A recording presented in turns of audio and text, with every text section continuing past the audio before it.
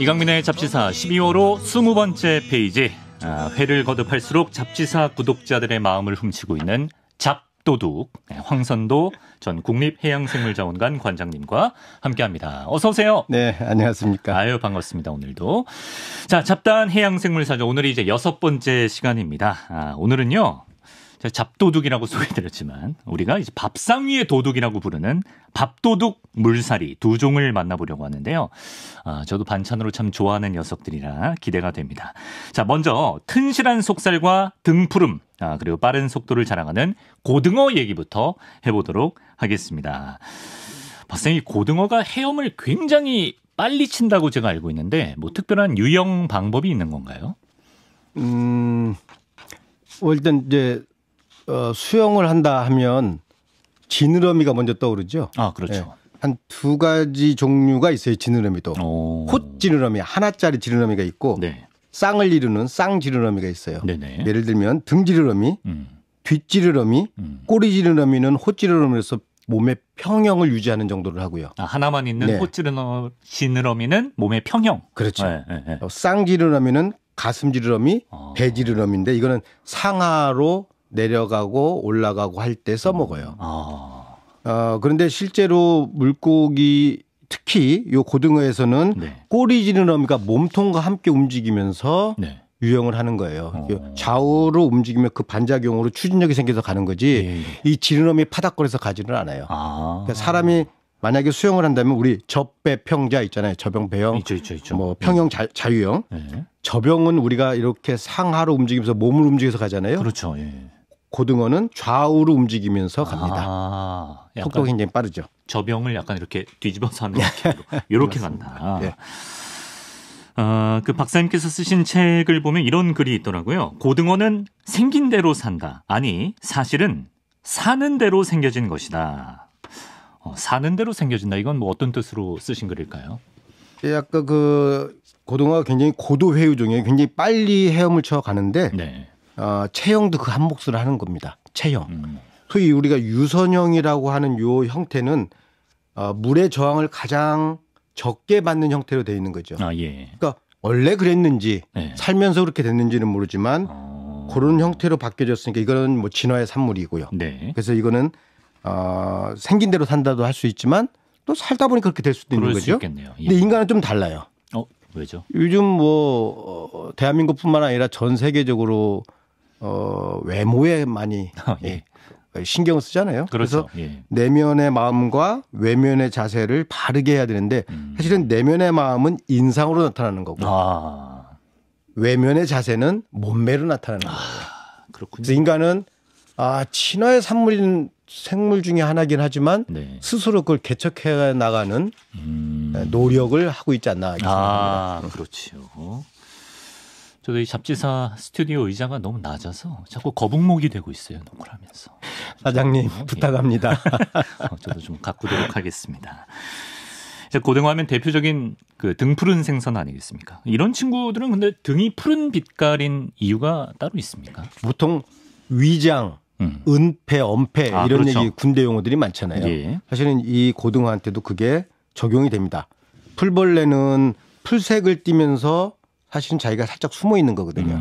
적으로부터 눈속임을 하는 거죠. 보호색 같은 거. 예. 가자미도 이렇게 뒤집으면 흰색이지만 이렇게 닫혀놓으면 네. 제대로 놓으면 등 주변의 색깔하고 거의 비슷한 색으로 늘 위장을 합니다. 네. 또 고등어는 표형 생물이잖아요. 이렇게 표층에 떠다니면서 헤엄치는 생물인데 어떻게 위장을 하나 보면 네. 등 위를 보면 이렇게 줄무늬가 있어요. 네.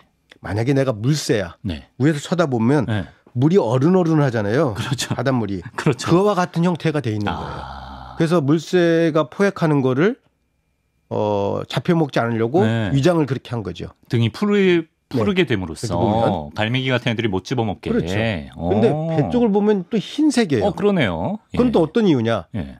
아래에서 상어가 저걸 잡아먹으려고 왔는데 위를 쳐다볼 거 아니에요. 아래서부터 올라가야 되니까. 그렇죠. 근데 위에 보면 햇빛이 하늘. 오니까 하얗게 되잖아요. 그렇죠. 그러면 나도 몸을 하얗게 만들어서 햇빛으로부터 뭐 구별이 안 되도록 햇빛과 구별이 안 되도록 만들어주는 거죠. 예. 이게 그래서 등은 푸르고 배는 은백색을 떼서 아까 말씀하신 보색을 만드는 게 얘네들의 신기하다. 위장 전략입니다. 예. 고등어 같은 등푸른 생선이 뭐 두뇌 회전에 좋다 그래서 특히 수험생 자녀 둔 부모님들이 많이 이제 반찬으로 해주시는데 이거는 뭐 근거 있는 이야기일까요, 박사님? 보통 이제 등푸른 생선 좋다고 얘기하잖아요. 네. 그러니까 식품으로도 고등한 생선입니다. 식품으로 고등하다. 예. 뭐 DHA라는 거, 뇌세포 활성 물질, 또 EPA, 고도 불포화 지방산 이런 것들이 이제 수험생의 영양소에도 좋고 성인병 예방도 한다라고 합니다. 네, 그래서 뭐 드시면 좋다. 이번에 시간을 조금 좀 거슬러서요. 그 새끼줄에 매달려 있는 자반고등어 얘기를 좀 해보겠습니다. 박사님, 자반고등어 이게 뭐 정확히 어떤 걸 가리키는 겁니까? 지금 젊은이들은 아마 이런 경험을 안 해봤겠지만 네. 저희 세대는 이제 뭐 시골에 살았던 아니면 뭐 도심도 마찬가지인데 네. 아버지 할아버지들의 막걸리 냄새를 많이 맡고 살았어요. 그러니까 장날에 예. 막걸리를 이렇게 건하게 얼큰하게 취하셔서 할아버지가 오실 때 손에는 새끼줄을 하나 이렇게 들고 오셨어요. 거기에 매달린 이제 고등어 한 손. 고등어 한 손은 두 마리를 한 손이라 합니다. 두 마리. 그렇게 해서 이제 가지고 오는 거죠. 여기 이제 자반 고등어 같은 거예요. 예. 좌반, 그러니까 한자로 도울좌, 밥반, 좌반에서 자반이 됐다라는 말이 있습니다. 예. 뭐 예를 들면 콩자반 같은 거. 콩자반의 네, 자반. 그래서 보통 이제 반찬으로 놓고 밥을 먹는데 도움을 주는 반찬들이다. 이런 의미로 자반 고등어가 됐다라는 말이 있고 네. 혹시 산울림의 김창완의 어머니와 고등어라는 노래 아세요? 알죠. 한밤중에 목이 말라 냉장고를 열어보니 뭐 쭈쭈쭈쭈 네. 나는 내일 아침에는 고등어를 먹을 수 있네 하는 노래가 있어요. 있죠. 예. 그때는 정말 서민 생선이었죠. 서민 생선이다. 네. 지금은 오히려 좀 고급 생선입니다. 네. 얼마나 비싼지 쉽게 구하지 못할 겁니다. 그러네요. 이 자반고등어를 어느 지역에서는 간고등어라고도 부릅니다. 근데 오늘 간고등어의 유래를 소개해 주신다고 들었거든요. 뭐 유래랄 건 잘 모르겠고 안동이라고 하는 도시죠. 네. 네. 경북 안동. 예. 그쪽에 가면 이제 우리는 그냥 일반적으로 자반고등어라고 하는데 거기는 이제 소금 간을 많이 한 것을 간고등어로 아주 유명한데 네. 왜 간고등어가 만들어졌을까라는 게 재밌는 거예요. 이게 안동이면 바닷가도 아니거든요. 내륙이죠. 예, 내륙이란 말이에요. 근데 기본적으로 고등어의 특성이 회유성 표형 어류입니다. 네. 그것은 뭐냐면 떼져서 다녀요. 한번 잡히면 왕창 잡히죠. 예. 근데 이거를 또 더군다나 이제 등푸른 생선은 붉은 살을 갖고 있어요. 넙치 같은 경우는 하얀 살을 갖고 있고 명태도 하얀 살이고 저층어류는 표층어류는 붉은 살을 갖고 있어요. 그러니까 쉽게 상해요. 네. 근데 많이 잡았는데 이걸 오래 남겨서 먹으려면 뭔가의 저장 방법을 생각해야 되는데 당시에 무슨 냉장고가 있겠어요. 없죠. 뭐 얼음을 뭐 많이 우리가 생산해서 빙장을 했겠어요. 그렇죠. 못했잖아요. 예. 그래서 소금으로 절이는 방법이 있었던 거죠. 그래서 이제 소금으로 간을 한 고등어, 산간 오지까지도 배달돼서 서민 생선으로 쓰였지 않았을까라는 추측입니다. 안동 간고등어가 그렇게 또 유명해졌습니다. 또 박사님의 책을 봤더니 보름밤에는 고등어 잡이를 쉬어간다 이런 말이 있더라고요. 우리가 뭐 지금까지 이 시간 하면서 계절이나 월별로는 뭐 생선이 맛없거나 안 잡거나 이런 경우는 봤는데 보름밤에 왜 하필 고등어 잡이를 쉬어가야 되나요? 근데 이제 어업이라는 거잖아요. 고기를 잡는 방법. 이것은 이제 고등어를 여러 방법으로 잡지만 가장 대표적으로 잡는 게 건창망이라고 하는 그물을 가지고 고등어를 잡는 선망어업이라는 선단들이 있습니다. 예. 보통 본선은 하나 있고 등선, 불을 밝히는 등선이 두 척이 있고 등선. 그걸 이제 멀리서 조업을 하니까 이게 빨리 아까 상한다고 그랬잖아요. 빨리 빙장해서 육지로 이제 데려다 줘야 되는 운반선이 세 척이 있어서 이게 한 통을 이룹니다. 그게 한 선단을 이루죠. 선단을 이루죠. 예. 이들의 특성은 이제 고등어가 양성 주광성이에요. 불빛이 오면 쫓아가는 거예요. 근데 이게 불빛을 좋아서 갔는지 불빛에 모여든 먹이 생물인 플랑크톤을 찾아서 갔는지는 뭐 저도 잘 모르겠지만 양성 주광성 어류니까 집어등이 불을 밝혀서 고등어를 모이게 하는 거죠. 이런 이런 재주를 부리는 건데 인간이 네네. 보름달이 너무 밝으면 네. 집어하는 효과가 없어요. 아, 그러네. 이거 아무리 불빛이 밝혀놔도 네. 보름달만큼 하나지를 않아서 불나방처럼 이제 배로 몰려들어야 되는데 그래야 되지 못하니까 그때를 이제 조업을 안 하고 좀 쉬죠. 사실은 어부들도 좀 쉬어야 될 때도 필요하고. 그렇죠. 그래서 그거를 월명기, 달이 밝은 기간이다라고 해서 월명기를 갖고 있고 보름 전후로 해서 보름이라는 건 15일이잖아요. 그죠? 네. 그걸 한 5일간 정도는 쉽니다. 그걸 월명기라고 하는 거고 그때는 조업을 잘 하지 않지요. 그런 이유군요. 신기하네요. 사실 뭐 고등어만 가지고도 박사님께서 해주실 이야기가 몇 시간 분량은 될 것 같습니다. 이제 왜냐하면 황선도 박사님께서 박사님이 됐는데 1등 공신이 된 친구가 바로 고등어라고 하네요. 그렇습니까? 참 오래전 추억 같은 이야기네요.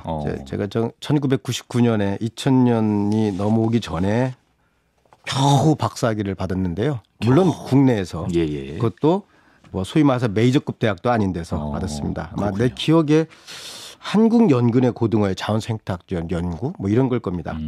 고등어 연구하셨구나. 고등어를 뭐 알아서 공부한 것도 아니고요. 그때까지 이렇게 주변에 보니까 고등어가 굉장히 주요 어종임에도 불구하고 고등어에 대해서 체계적인 연구가 되어 있지는 않다라는 판단이 들었어요. 근데 이제 박사 학위 논문이라는 것은 그걸 집대성해야 되는 거잖아요. 네. 그래서 한번 도전을 했죠. 네. 엄청 힘들었습니다. 박사과정만 아마 내 기억에 8년 정도 했나요? 8년. 야. 그래서 고등어의 회유 얘기, 산란 얘기, 성장에 관한 거, 어떻게 빠르게 자라는가, 또 자원, 얼마나 자원량이 많은가 이런 걸 평가하는 거, 또 그리고 그 고등어가 계절에 따라서 아니면 연에 따라서 어떻게 변동을 하는가, 이런 것들을 관심 있게 만들었죠. 그래서 결론적으로 결과를 보면 이제 회유를 하는 거는 산란하기 위해서 회유를 하거나 알을 낳기 위해서 아니면 섭이 먹으려고 회유를 하는 거예요. 그래서 남해안에서 동해로 또는 서해로 뭐 여름이 되면서 북상이라고 그러거든요. 올라갔다가 겨울이 되면 남하하는 이런 회유성 어종이에요. 그래서 이게 뭐 제가 그랬죠. 고등어야말로 진정한 바다의 여행가다. 이렇게 표현을 했죠.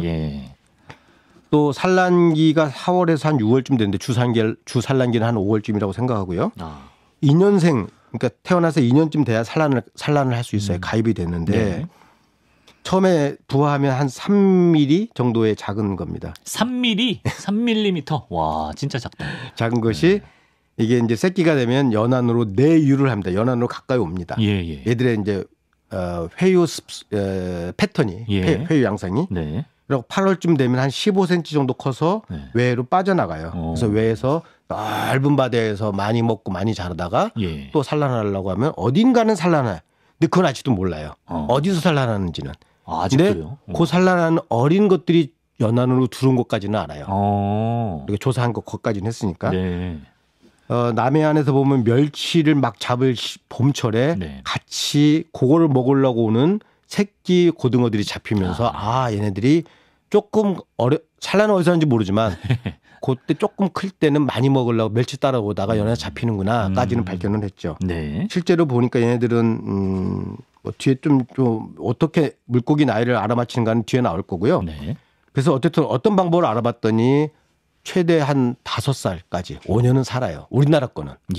그렇게 살고 그런데 1년에 한 50%를 성장합니다. 그러니까 굉장히 빨리 크는 거죠. 폭풍 성장.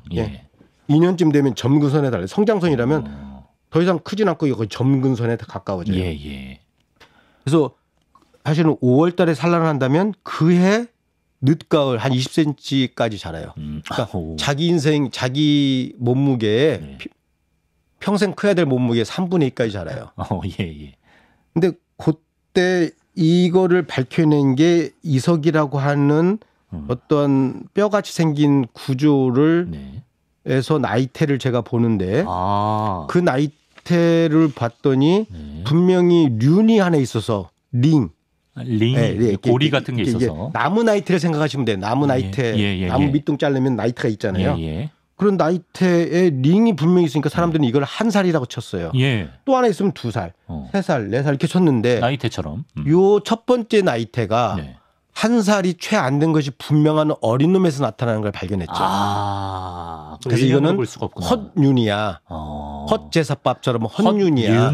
영어로 하면 슈도 가짜 링이야라고 이제 판단을 하고 이것을 그로부터 성장식을 만들어야 돼. 얼마큼 크면 얼마큼 얘가 빨리 자라. 이게 얼마나 중요하냐면 이 성장식이 있어야 성장식에 나오는 파라미터들 매개 변수를 가지고 자원량을 추정하는 모델을 돌릴 수 있고 그 모델을 돌려야 자원량이 얼만큼 된다는 걸 계산해내고 그렇죠. 얼마나 많으면 인간이 얼마만큼만 어획을 하고 나머지 좀 남겨놓아야 돼. 다음 문제에서 이런 일을 해야 되는 아주 기초적인 학문 중에서 아주 낮은 단계에 해야 되는 일이에요. 근데 이것이 학위논문으로 만들어졌는데도 사람들이 인정을 해주지 않아요. 기존의 학설을 뒤집은 꼴이 되니까.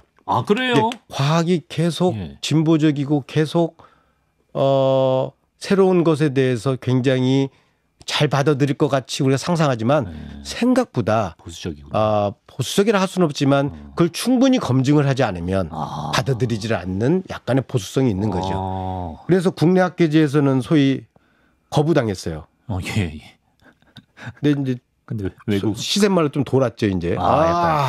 그래서 분노하셨다. 이걸 정말로 영어로 번역을 해서 되지도 않는 영어로 번역해서 또 더 많은 증거를 넣어서 미국에서 굉장히 유명하다는 수산학회, 미국 수산학회에 내서 이제는 좀 검증을 받은 셈이죠. 세계적으로 인정받고 헌윤 엄청 중요한 연구를 8년의 박사과정 동안 고등어를 엄청 연구하셨네요.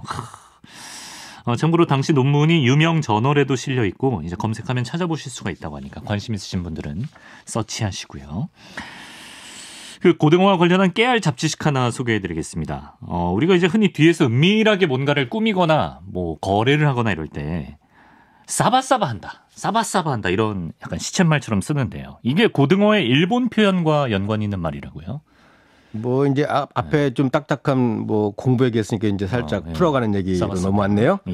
기본적으로 자산어부에는 벽문어라고 한자로 써 있습니다. 고등어가 벽문어? 그러니까 뭐냐면 벽에 이렇게 무늬가 있다. 아까 등에 있죠. 무늬 있었잖아요. 물결 무늬 같은 거. 이런 것들을 좀 관찰했었고 동국 여지승남에는 고도어 오래된 칼 모양이다. 고도어. 근데 이거는 이제 유선형이라고 그랬잖아요. 옆에서 봤을 때 유선형이잖아요. 옛날 칼은 지금처럼 이렇게 샤프하지 않습니다. 무쇠 칼은 되게 그렇게 생겼어요. 그래서 이제 고도어라고 했는데 아마 고등어가 원래 이름이 있었는데 그걸 이두식으로 한자 표기를 하지 않았나라는 생각이 하나 들고요. 남해안에 가면 아직도 어린 새끼들을 고돌이라고 부릅니다. 고돌이? 고수업 치는 고돌이는 아닙니다. 그건 별개의 문제고요. 근데 일본 이름이 마사바. 또는 혼사바라고 합니다. 영어로는 이제 매커럴이라고 하는데 혼사바든 마사바든 사바라는 말이 있잖아요. 근데 이것도 전해오는 얘기인데 일본 사람이 이제 강점기 이전에도 한국에 있었어요. 그러니까 그 당시 이제 구한말에 있었었죠. 뭐 관청에 고등어 한 손을 가지고 간 거예요. 그러고 갔다 오면 이 문제가 해결됐어요. 약간 뇌물로. 고등어 한 손 아까 몇 개라고 그랬어요? 2마리. 2마리. 사바 플러스 사바 2마리. 사바 하고 보니까 문제가 풀어지는구나. 그래서 사바 하면 문제가 해결되는구나. 라고 유래가 됐다라는 낭설이 있습니다. 잘 모르겠습니다. 일설이지만 뭐 재밌네요. 저는 저희 곤충 얘기해줬던 이제 갈로아 작가가 채채파리는 동어 반복이다. 왜냐면 채채가 이제 원주민 말로 파리이기 때문에 파리파리다. 뭐 이런 거 알려준 적이 있는데. 역전합이네요. 그런 느낌 역전합. 사바사바는 고등어 한 손이다. 잊지 마시기 바랍니다. 자, 잡다한 해양생물사전 황선도 박사와 함께 밥도둑 물살이 얘기 함께하고 있는데요. 이번에는 칼슘의 왕이자 볶음의 왕, 국물의 왕, 그야말로 왕중왕 멸치를 만나보겠습니다. 박사님, 바닷속에서 가장 많은 식구를 거느리고 있는 해양생물이 바로 멸치다. 이렇게 들었는데 이거 정말인가요? 네. 저는 그렇다고 확신합니다. 그러니까 때로 뛰어다닌다. 바다의 어류, 물살이가 한 2만 종 또는 2만 5천 종 전 세계에 뭐 있다고 합니다. 그런데 너무 작으니까 이게 너도 생선이냐? 라고 부를 만큼 작고 힘없어 보이는 멸치가 사람들은 무시를 하죠. 멸치를 무시하죠. 근데 저는 이 멸치야말로 작은 떠사리 플랑크톤을 먹고 살고 더 큰 고등어한테 먹히고 네. 이런 먹이 사슬에서 중간자 역할을 한다. 저는 생각합니다. 먹이 사슬에서. 예. 그러니까 저는 생각할 때 해양 생태학자 입장에서 보면 해양 생태계에서 아주 중요한 위치를 차지하고 있다. 무시할 수 없는 존재다. 얘네들이 만약에 붕괴되면 네. 플랑크톤이 대번성할 수 있고 네. 고등어가 굶어 죽을 수 있고 네. 뭐 이런 상황이 될 수 있지 않을까라고 생각하는데 예. 그런데 이 멸치는 어떻게 이 자기 대식구를 유지하고 있냐? 빨리 성숙을 합니다. 그래요. 예, 1년도 채 안 돼서 1년 정도 뭐 되면 바로 설령하고 멸치의 최대 연령이 우리나라에서 3세어 정도 뭐 정도밖에 안 되는데 세상에. 빨리 자라고 예. 알을 많이 낳아요. 근데 보통 산란을 언제부터 언제까지 하냐면 4월, 5월부터 9월, 10월까지예요. 그래서 사람들이 멸치는 1년 내내 산란해라고 말을 했어요. 예. 근데 겨울은 사실은 빠진 거지만 제가 이제 이것도 많이 쓴 논문 중에 한 물살이거든요. 대상어종인데 수온 17에서 27도, 염분 30 퍼밀 또는 PSU 정도를 동시 만족해야 되는데 한 마리당 4,5천 개의 알을 낳습니다. 근데 이 때가 많은 멸치 때인데 이게 한 마리당 4,5천 개면 그리고 하루 이틀 만에 부화가 돼요. 예. 그러니까 종족을 번성하고 유지시킬 수밖에 없죠. 확률을 최대한 높이는 거죠. 그래요. 이건 이제 우리 학문적으로 말하면 재생산력이 아주 높다라고 합니다. 그게 이제 엄청난 때로 다니는 비결이었습니다. 자, 오늘도 정혁전 선생의 자산어보 기록을 살펴볼 텐데요. 그 자산어보에 보면 멸치는 업신여길 멸자를 써서 멸어라 하였고 물 밖으로 나오면 급한 성질 때문에 금방 죽는다는 뜻으로 멸할 멸자로도 쓴다. 이렇게 돼 있는데 실제로 멸치의 습성은 어떻습니까? 한자를 좋아하는 선비들은 당연히 이제 멸할 업신여길 멸자나 멸할 멸자를 썼지만 또 한쪽에서는 그냥 멸치가 우리의 원래 한글이야. 우리 그냥 일반인들이 썼던 말이야라고 합니다. 그 근거로 네. 물이라고 하는 것의 고어는 우리나라 한글의 고어는 한글이 아니죠. 우리말이죠. 우리말. 예. 한 글자가 아니고 밀이라고 합니다. 그래서 밀이네. 밀이네. 네. 은하수를 할 때 밀이네 하잖아요. 그렇죠. 그래서 시냇물처럼 이렇게 쫙 흘러가는 걸 밀이네라고 하잖아요. 예. 그러니까 물의 냇가 뭐 이런 거잖아요. 밀이네가. 예. 모르셨어요? 나를 밀로 보지. 너 몰랐어요. 근데 미리가 멸이가 되고, 근데 이제 멸이 됐는데, 예. 우리 또 알잖아요. 물사리에 뒤에 이름 붙일 때 어자로 붙이거나 그렇죠. 치자 치. 붙이는 네. 전미사. 예. 그래서 멸치가 됐다라는 말이 있고, 한자로는 행어라고 합니다. 단일 행자. 많이 다녀요. 굉장히 빨리 다녀요. 저 간간 보면 뉴스에서 그런 거 있잖아요. 뭐 어디 동해 어느 해변 바닷가 모래바다에 멸치가 때로 올려와서 있어서 뭐 주민들이 가서 육지로 맞아. 바켓으로 뭐 퍼담고 있습니다. 뭐 이런 뉴스. 고양이 던져주고 뭐 그런 얘기 있잖아요. 맞아. 그런 습성을 갖고 있죠. 그러네요. 이제 외국에서는 멸치를 엔초비라고 많이 쓰고요. 또 이제 정어리라고 부르는 것도 멸치 비슷한 거 아닌가요? 예. 멸치를 정어리라고 부른 거는 기본적으로 틀렸습니다. 아닙니까? 네, 그런데 옛날 사람들 입장에서 보면 일본 말을 하는 사람들은 멸치를 가다구찌 이와시라고 하는 걸 들었을 겁니다. 그게 무슨 뜻이냐면 아래턱, 멸치가 있으면 이제 턱 위아래가 있을 거 아니에요. 위턱하고 아래턱이 같지 않고 아래턱이 짧아요. 위턱이 툭 튀어나왔다고요. 위턱이 더 길게 나왔네. 그래서 이게 그렇게 모양이 생긴 정어리 정도의 작은 거야라는 의미의 가다구찌 이와시라고 하니까 이게 정어리 종류인갑다라고 생각하는데 종이 자체가 다른 종입니다. 확실하고요. 영명으로는 이제 엔초비, 뭐 앵글라울리스 자포니카 우리나라 연근에서 잡히는 멸치의 학명이 앵글라울리스 자포니카입니다. 그런 이제 라틴어겠죠. 엔초비도 있고 남미 쪽에 가면 칠레라는 나라가 있죠. 길게 태평양 연안에 길게 있는 쪽에는 안초베타라고 하는 페루비안 뭐 엔초비라고 하는 페루 쪽에서는 이게 안초베타가 아마 스페니쉬 아닐까 싶어요. 그들의 발음이. 그건 앵거라울리스 링겐스라고 하는 이제 또 다른 종인데요. 뭐 멸치 종류죠. 보통 우리가 이제 엘니뇨 얘기 많이 들어보잖아요. 엘니뇨, 엘니냐, 라니냐, 기후, 뭐 이제 라니냐 뭐 이런 거 하면서 기후 뭐 변동 얘기할 때 많이 나오는 얘기예요. 근데 그쪽 페루 연안이 평소에는 용숙류가 계속 바다 밑에서 물이 오히려 표층으로 올라오는 그런 물의 순환이 있어요. 네. 그러니까 저층에서 영양 염류가 많이 올라오니까 평소에는 멸치가 대번성을 하는 거죠. 그걸 먹어야 되니까. 근데 엘니뇨가 생기면 무역풍이 약화되고 용숙류가 멈추게 돼요. 이쪽으로 바람 부르니까. 이렇게 올라오는데 바람이 이렇게 부르니까 이렇게 못 올라오고 있는 거죠. 네네. 그러면 멸치가 먹을 게 없어요. 그러네요. 멸치가 폭망을 하죠. 그래서 엘니뇨 때는 멸치가 폭망을 하는데 엘니뇨가 스페니쉬로 남자아이라는 뜻이랍니다. 남자아이. 라니냐는 여자아이고. 그렇군요. 네.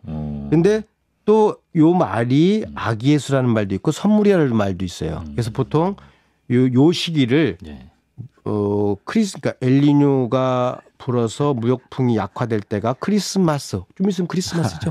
요때쯤에 발생을 하는데 방송일 기준으로는 이미 지났습니다. 그렇습니까? 지났군요. 네, 어쨌든 요 즈음에 그걸 그래서 크리스마스 차일드라고 하는 용어를 쓰기도 합니다. 일부러 준비하신 건가요? 시즌이라? 네. 옷 색깔도 설마 오늘 맞습니다. 근데 이제 이게 왜 크리스마스 선물이라고 하냐면 요때는 어차피 멸치가 못 올라오니까 멸치가 별로 없으니까 어부들이 가서 잡을 수가 없잖아요. 요때쯤 되면 어부들을 집으로 보내준대요.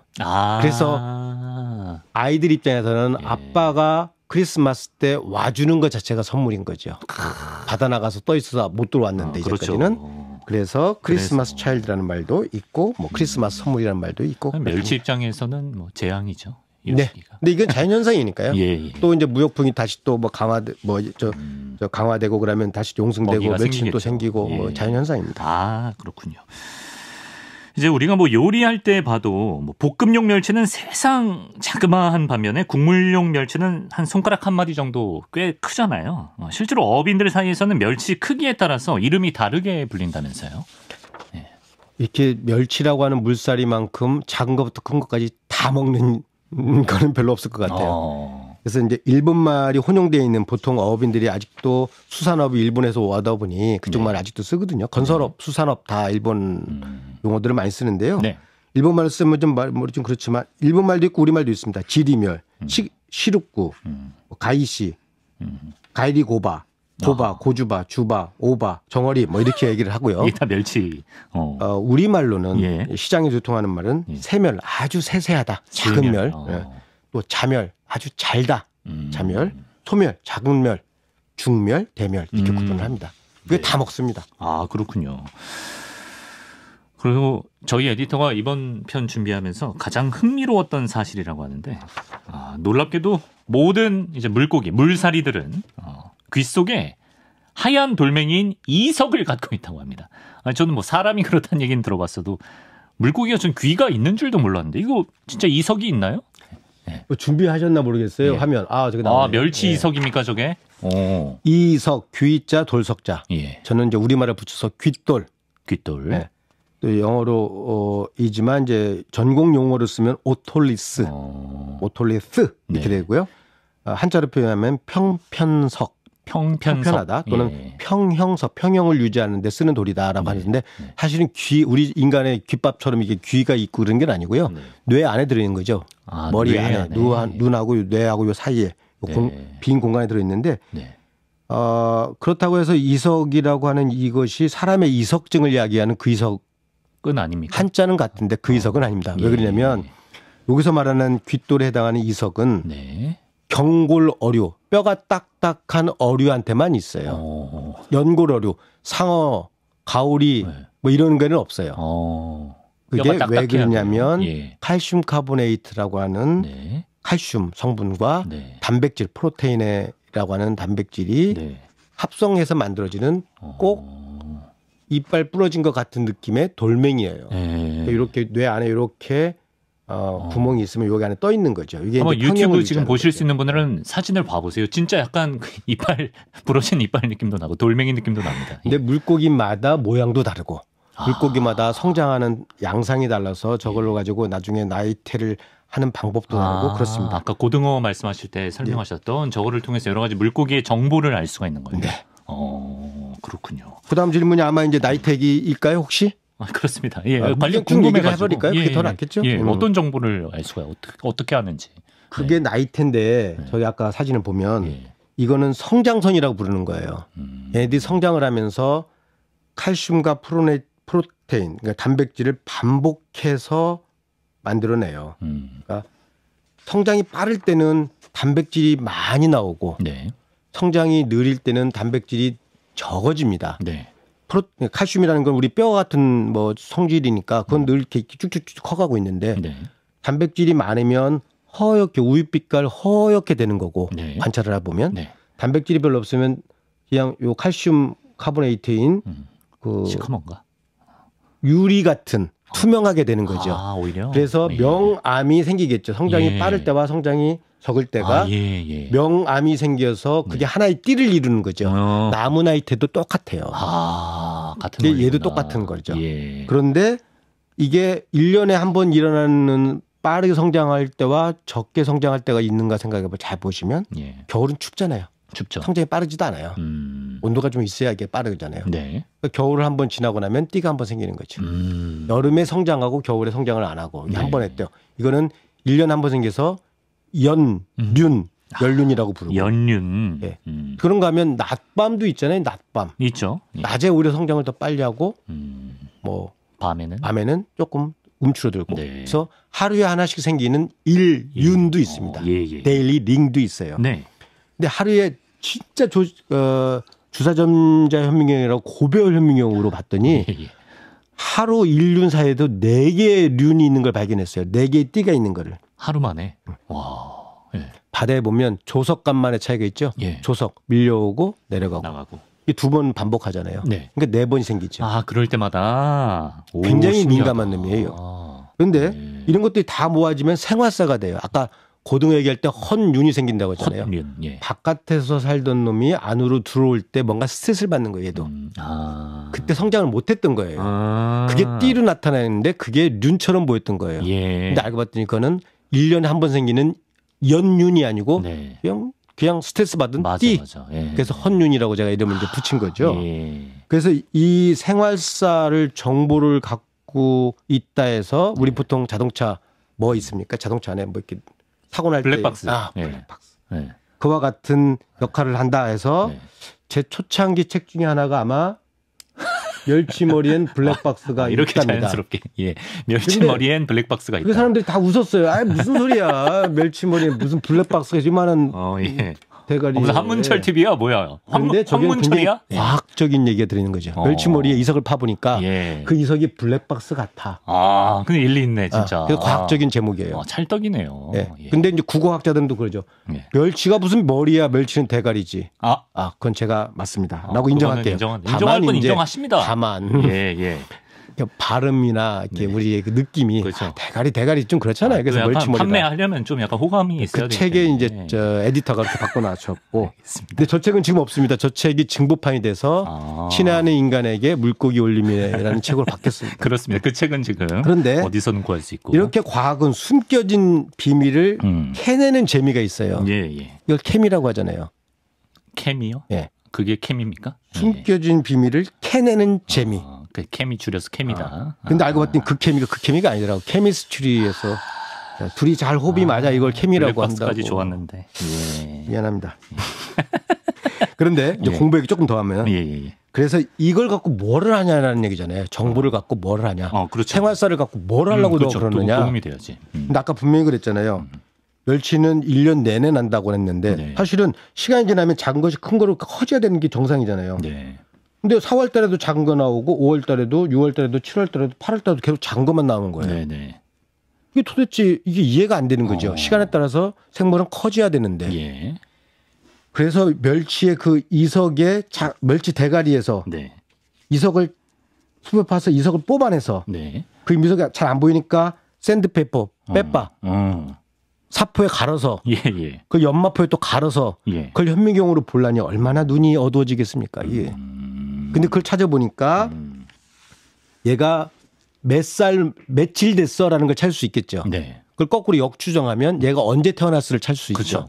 그러다 보니까 봄에 산란하는 군이 있고 늦여름에 산란하는 군이 있고 늦여름에 이른 여름에 산란하는 군, 늦여름에 산란하는 군이 있어요. 근데 얘들이 성장선을 그려보니 늦여름에 산란하는 균이 굉장히 빨리 자라요.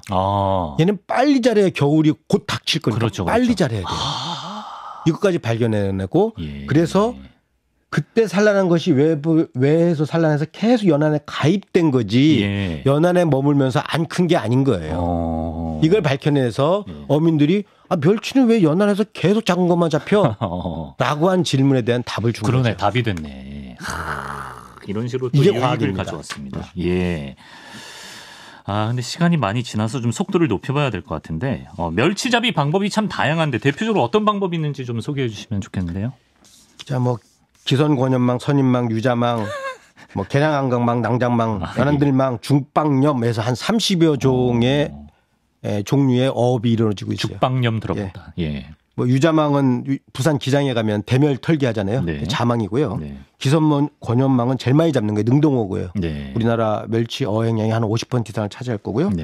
죽방염은 이제 남해 뭐 어디 뭐 창성 지방 어디 이렇게 가면 대나무 어살 만들어서 생태업이고 그게 백화점에 가면 굉장히 고가로 팔린다. 뭐 이런 것이 죽방염이고 연안 들망은 여수 가망만에서 주로 많이 잡히는 것도 있습니다. 근데 이것은 이제 생각할 게 하나 있어요. 보통 얘네들은 멸치를 때를 이루는 이유가 있어요. 포획자가 오면 포식자가 오면 때를 이루고 있으면 새도 그렇습니다. 바깥에 몇 마리만 희생시키면 돼요. 첫째는 때를 이뤄서 커 보이려서 위협을 하는 경우도 있고 근데 그걸 이미 알고 오는 놈한테 먹히더라도 바깥에만 몇 마리만 먹으면 피해를 돼요. 최소화하는. 안에 것들은 뭉쳐서 사는 거예요. 그래서 뭉치면 살고 흩어지면 죽는다. 이게 진화의 결과물이에요. 그런데 지금처럼 과학 기술이 발달하다 보니까 어탐기 만들고 디젤 엔진 빵빵해서 막 배가 막 쫓아가고 그러니까 뭉치면 한 오히려 방에 다 잡히는 거죠. 그래요? 그래서 뭉치면 죽고 흩어지면 사는 거예요. 그렇게 됐네. 먼저 이게 과학의 발전이 진화의 산물을 뒤집어 엎는 세상이 됐습니다. 박사님 이제 멸치 마지막 얘기하면서 실치 얘기하면서 마무리를 할게요. 또 이제 미식가들 사이에서 실치가 알아주는 식재료라고 하는데, 근데 이 실치가 멸치 새끼를 의미한다는 말도 있고 뱅어 새끼다. 이렇게 주장하는 분들도 있다고 하는데 이거 뭐 어떻게 된 건가요? 실치는 정체가 뭡니까? 고등어가 박사학위 논문 주제였다면 이 실치가 제 석사학위 논문 주제입니다. 오늘 지금의 황선도 박사를 있게 만든 두어종. 결론만 말씀드릴게요. 시간이 없다니까. 실치는 배도라치 새끼 또는 흰 배도라치 새끼입니다. 배도라치라는 종이 다르고 흰 배도라치라는 종이 다릅니다. 그래서 황줄 배도라치과의 학명으로 폴리스팡기라고 하는 것이 흰 배도라치입니다. 서해안에서는 주로 이 종이 가장 많습니다. 멸치도 아니고 뱅어도 아닌 거예요? 그런데 뱅어는 옛날에 허옇게 투명한 모양이 있었던 다른 종인데 그때는 과거에는 많았나 봐요. 근데 그거를 보고 어민들이 이건 뱅어네. 실치. 배도라치는 원래 좀 미꾸라지 같이 생겼어요. 모양이. 이것의 어린 놈이 뱅어를 닮았어요. 그래서 그냥 뱅어를 실치가 뱅어구나라고 말을 했던 거죠. 제가 그것도 구별해 내놨고. 그래서 옛날에 보면 뭐 아버님 정도 세대는 그걸 아실 거예요. 도시락 반찬으로 김발같이 생긴 뱅어포를 놓고 뱅어포. 거기다 고추장을 발라서 구워서 잘라서 김 대신에 도시락 반찬으로 싸줬어요. 어머니가. 그게 그 뱅어포인데 그러니까 오늘 뱅어는 아니잖아요. 그러네요. 그럼 제가 이름을 이제 바꾸자고 그랬죠. 뱅어포는 아니야. 흰 배도라치포 너무 길어. 그러니까 실치포로 하자. 실치포. 그래서 현장에서 여기서 실치포라고 하는 경우도 있습니다. 또 그런 변화를 또 만들어내요. 당진에 가면 장광이라고 있는데 4월 한 달에 이것이 뱅어포, 실치포가 아니고 실치회로 팝니다. 실치회. 내년 4월 달에 가시면 맛볼 수 있습니다. 당진 가시면 됩니다. 자, 이렇게 국민 밥도둑 물살이 고등어와 멸치 얘기를 나눠봤습니다. 이제 마치면서 더 많은 분들이 기다리시는 과학자의 메시지 오늘도 준비하셨나요? 한 말씀 해주시죠. 오늘은 석사학위 논문, 박사학위 논문 대상 물살이를 갖고 얘기했기 때문에 과학 얘기를 좀 할게요. 과학이라는 것은 자연 현상에서 보편적인 법칙을 발견해내는 것, 찾아내는 것이 과학입니다. 정의가 그렇습니다. 그래서 이제 편하게 뭐 방법을 얘기하면 과학은 의심으로부터 출발해서 객관적으로 증거를 찾아내고 논리적으로 그 답을 찾아가는 것. 그런데 저는 하나 더 내죠. 이 결론은 잠정적인 거다. 다른 과학의 결과가 오기 전까지는 잠정적인 참여에 가깝다라는 얘기를 하는데요. 여기서 우리가 조금 던지고 싶은 메시지는 과학과 기술은 다릅니다. 과학은 주로 아까 말씀드린 대로 자연의 보편적인 법칙을 찾아내는 거라면 기술은 과학을 응용해서 인간한테 이로운 거, 자본가한테 이로운 물건들, 물체들을 만들어내는 거, 편리한 물건들을, 기기를 만들어내는 것들에 좀 많이 포커스를 가 있죠. 네. 근데 지금은 과학기술이라고 하면서 과학은 약간 소외되고 기술, 돈 되는 기술만 많이 발전해 있지 않은가. 근데 이거는 선후를 따지자는 것도 아니고 우열을 따지자는 것도 아닙니다. 분명히 다른 종류고 기술이 발전하려면 과학도 많이 발전해야 되는 거고 또는 지난번에 언젠가 말씀드렸을 거예요. 과학이 먼저고 기술이 뒤가 아니고 기술이 먼저 갔지만 과학이 이론적으로 따라갈 수도 있고 이런 것은 구분해야 된다는 얘기고요. 네. 해양수산이라는 말이 같이 쓰이는데 해양과 수산은 다른 얘기입니다. 해양은 바다를 연구하고 조사하고 바다에서 일어나는 뭐뭐를 하는 일이 해양 얘기고요. 수산은 바다에서 생산해낸 거예요. 수산이잖아요. 이거는 자본의 성격이 더 많이 들어있어요. 근데 해양은 우리가 자꾸만 바다는 자꾸만 망가뜨리면서 수산은 계속 극대화시키고 싶어요.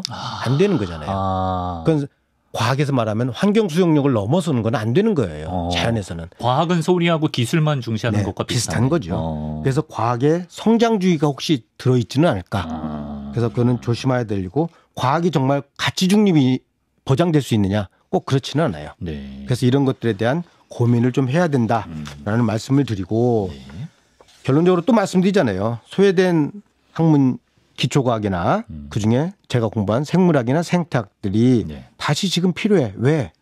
인간이 해결 못한 여러 가지 지구상에 있는 자연과 인간의 요 사이를 공부하는 것이 생태인데 이것이 공부가 안 되니까 자연에서 일어나는 어떤 현상들을 이해를 못하고 있는 거예요.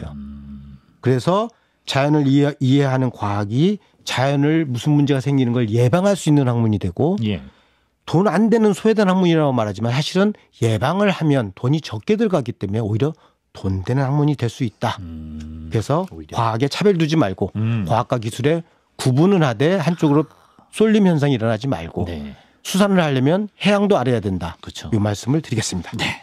또 중요한 메시지를 남겨주시면서 잡다한 해양생물사전을 고등어와 멸치에 대해 알아봤습니다. 황선도 전 국립해양생물자원관 관장님 오늘도 말씀 고맙습니다. 고맙습니다.